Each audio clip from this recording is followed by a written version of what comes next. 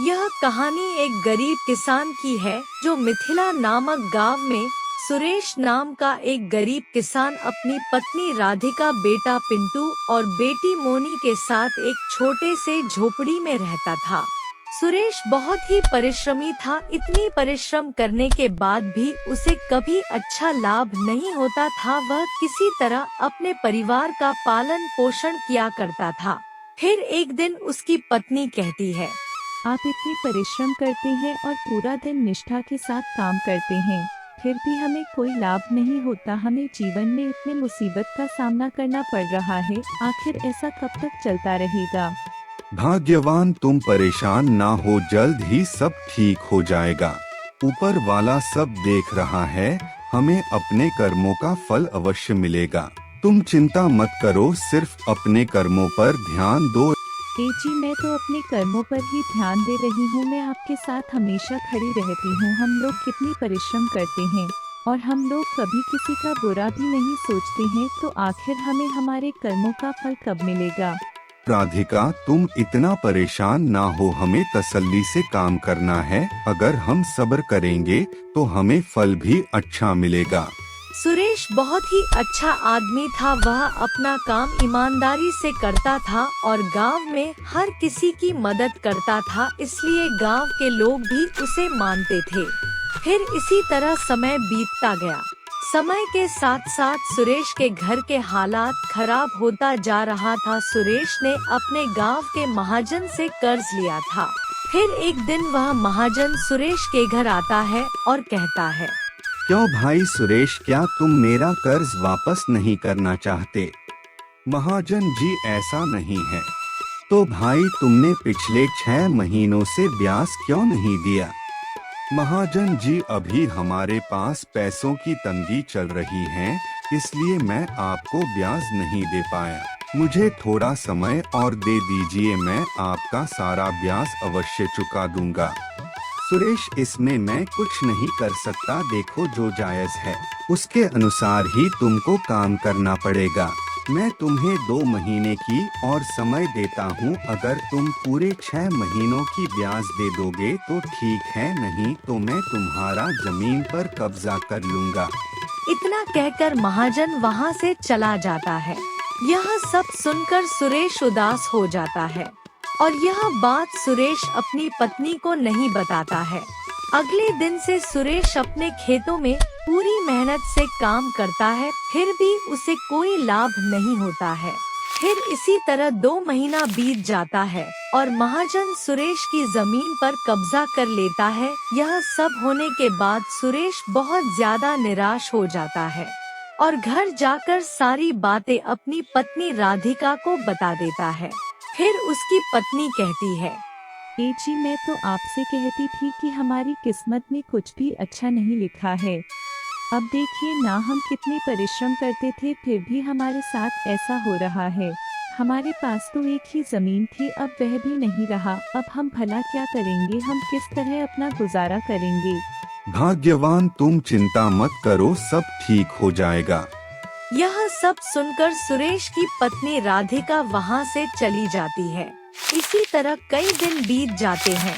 अब सुरेश दूसरों के खेतों में काम करने लगा। फिर एक दिन की बात है, जब सुरेश एक जमींदार के खेत में काम कर रहा था, तभी उसे वहाँ पर एक खरगोश दिखाई दिया जो जख्मी हालत में था। सुरेश उस खरगोश को अपने घर ले गया। फिर सुरेश की बेटी मोनी वहाँ पर आती है और खरगोश को दवा लगा देती है। उसके बाद वह अपने पिता से कहती है, पिताजी, आपको यह खरगोश कहाँ से मिली? बिटिया, मुझे यह खरगोश खेत पर मिली।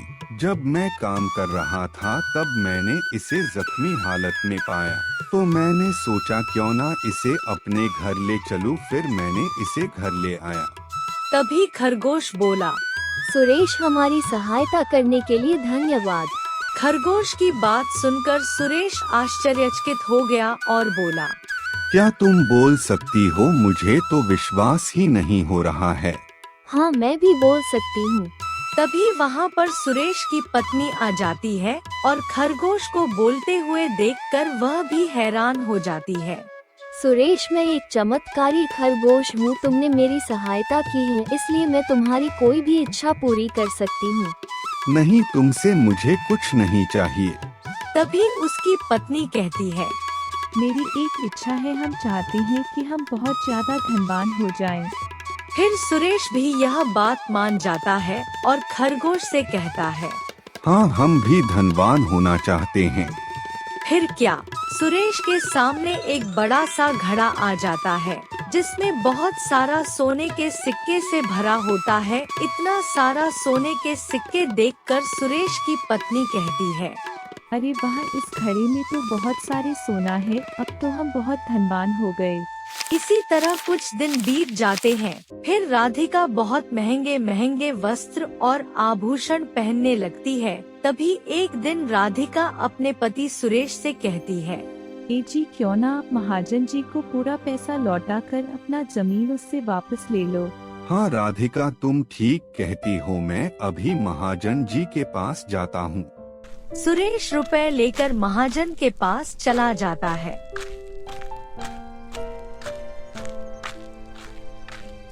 आओ भाई सुरेश, कहो कैसे आना हुआ।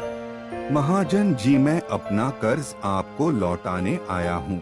अच्छा, तो तुम मेरा ब्याज की रकम चुकता करने आए हो। पर भाई, जब तक तुम मेरा मूलधन नहीं चुकाओगे तब तक मैं तुम्हारा जमीन वापस नहीं करूँगा। महाजन जी, आप चिंता ना करें, मैं ब्याज के साथ आपका मूलधन भी लौटाने आया हूँ। यह लीजिए अपना पैसा। यह सब देखकर महाजन हैरान हो जाता है और सुरेश से कहता है। अरे सुरेश, अचानक से तुम्हारे पास इतना धन कहाँ से आ गया? अभी 2 महीने पहले तो तुम्हारे पास ब्याज के रुपए भी नहीं थे। बस महाजन जी, बस आपको रुपए मिल गए। अब आप हमारी जमीन का कागजात लौटा दीजिए। सुरेश जमीन का कागज लेकर अपने घर लौट गया। यह सब सुनकर राधिका बहुत खुश हो जाती है। अब सुरेश और राधिका गांव के सबसे धनवान व्यक्ति हो गए थे। राधिका उस चमत्कारी खरगोश से बहुत सारा सोना मांगती रहती थी। उसकी लालच दिन प्रतिदिन बढ़ती जा रही थी। वहीं दूसरी तरफ सुरेश धन के लालच में दिन प्रतिदिन अंधा होता जा रहा था। सुरेश और राधिका दूसरों को कुछ भी नहीं समझते थे। वे लोग गांव के सभी लोगों के साथ बहुत ज्यादा बुरा व्यवहार करने लगे थे। जब महाजन को यह सब बात पता चला कि अब सुरेश बहुत ज्यादा धनवान हो गया है, तो महाजन सुरेश को ज्यादा उकसाने लगा, क्योंकि सुरेश लोगों को कम ब्याज दर पर रुपए देने लगा था। तभी महाजन ने सुरेश से कहा। सुरेश भाई, तुम्हें तो इस मौके का फायदा उठाना चाहिए। तुम इतने कम ब्याज पर कर्ज क्यों देते हो? तुम्हें तो लोगों से ज्यादा ब्याज लेनी चाहिए। यही तुम्हारे पास मौका है। इससे तुम और धनवान हो जाओगे और साथ में तुम्हारे पास जमीन भी बहुत सारी हो जाएगी। अब सुरेश भी महाजन की बातों में आ जाता है। फिर सुरेश अधिक ब्याज की दर से रुपए देकर लोगों को जमीन पर कब्जा करने लगा। पहले तो सुरेश के व्यवहार बहुत ही अच्छा था, इसीलिए लोग उससे कर्ज ले लेते थे, यह सोचकर कि वह उनके साथ गलत व्यवहार नहीं करेगा। क्योंकि सुरेश शुरुआत में लोगों को कम ब्याज पर पैसे देता था, इसलिए गांव के सभी लोग उस पर विश्वास रखते थे। परंतु धीरे धीरे सुरेश गरीबों की मजबूरी का फायदा उठाने लगा और जबरदस्ती गरीबों की जमीन पर कब्जा करने लगा। फिर पूरे गांव में सुरेश के खिलाफ आक्रोश बढ़ गया, परंतु कोई भी सुरेश का कुछ बिगाड़ नहीं पाया। वहीं दूसरी तरफ पिंटू, जो कि सुरेश का बेटा था, वह भी पैसों को देखकर बिगड़ चुका था। वह दूसरों को अपने सामने कुछ भी नहीं समझता था। साथ ही उसे जुए शराब की भी बुरी लत लग गई थी। यह सब जानते हुए भी सुरेश और राधिका अपने बेटे पिंटू को कुछ भी नहीं कहते थे। इसी तरह समय गुजरता गया। फिर एक दिन पिंटू कैंसर की बीमारी से ग्रस्त हो गया। उसकी हालत बहुत ज्यादा खराब हो गई। सुरेश उसे हर वैद्य के पास ले गया, लेकिन उसका इलाज कहीं पर भी संभव नहीं हुआ। अब पिंटू की हालत दिन पर दिन खराब होता जा रहा था। तभी एक दिन सुरेश के घर पर बहुत बड़ा वैद्य जी आते हैं। तभी सुरेश वैद्य जी से कहने लगा, वैद्य जी, आप पैसे की चिंता मत कीजिए, आप जितना चाहे मुझसे पैसा ले लीजिए, पर आप मेरे बेटे को ठीक कर दीजिए। भाई, आपका बेटा ऐसी बीमारी से ग्रस्त है कि इसे दुनिया के कोई भी वैद्य नहीं ठीक कर सकता। वैद्य जी, मेरे पास बहुत सारा धन है, फिर भी आप मेरे बेटे का इलाज क्यों नहीं करते? आपको जितना पैसा चाहिए ले लो।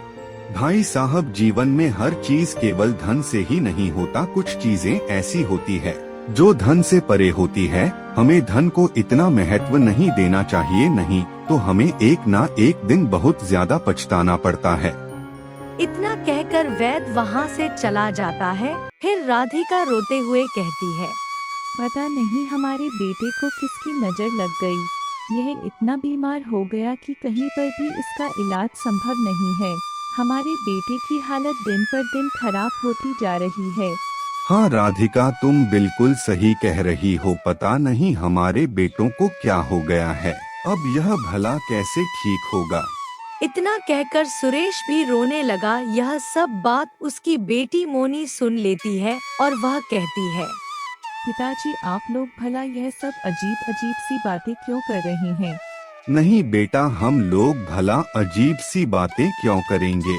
पिताजी, क्या इतना कुछ होने के बावजूद भी आपको लगता है कि धन से दुनिया में सब कुछ संभव है?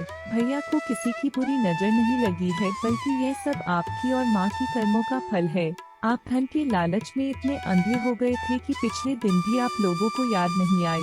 आप लोगों ने गांव के ना जाने कितने लोगों को शोषण किया है और उनकी जमीन पर कब्जा किया है। आपने तो कभी पिंटू भैया को भी नहीं डांटा जब ये शराब पीते थे, अय्याशी करते थे। तब तो इन्हें आपने कभी नहीं डांटा, उन्हें तो अब कभी गलत काम करने से रोका भी नहीं। पिताजी, यह जो कुछ भी हो रहा है यह आपकी कर्मों का फल है। बेटी, तुम बिल्कुल सही कह रही हो। हम धन के लालच में कुछ ज्यादा ही अंधा हो गए थे, जिसके कारण आज हमें यह दिन देखना पड़ रहा है। इसी के कारण हमारे बेटे को भी सजा भुगतनी पड़ रही है। हाँ जी, आप बिल्कुल सही कह रहे हैं। हमने बहुत ही बुरा किया है, हमें ऐसा नहीं करना चाहिए था। हमने गरीबों पर बहुत अत्याचार किया। तभी राधिका अपनी पुरानी बीते हुए समय को याद करते हुए कहती है, काश हमारी भी जीवन पहले जैसा हो जाता। हमें अब इतने धन की आवश्यकता नहीं है। जब हमारे साथ मेरा बेटा ही नहीं रहेगा तो हम इस धन का क्या करेंगे? इतना कहकर राधिका बहुत ज्यादा रोने लगती है। तभी वहाँ पर चमत्कारी खरगोश आ जाता है और कहता है, चलो, कम से कम अब तो तुम्हें अपनी गलती का एहसास हो गया। फिर सुरेश और राधिका भी खरगोश से अपनी गलती का माफी मांगते हैं। सुरेश, मैं तुम्हारी कोई भी एक आखिरी इच्छा पूरी कर सकती हूँ। बोलो, क्या चाहिए तुम्हें? मैं चाहती हूँ कि मेरा परिवार पहले जैसा था सब कुछ वैसा ही हो जाए। मैं नहीं चाहती कि हमारे पास ज्यादा धन हो। ठीक है, अब बिल्कुल ऐसा ही होगा।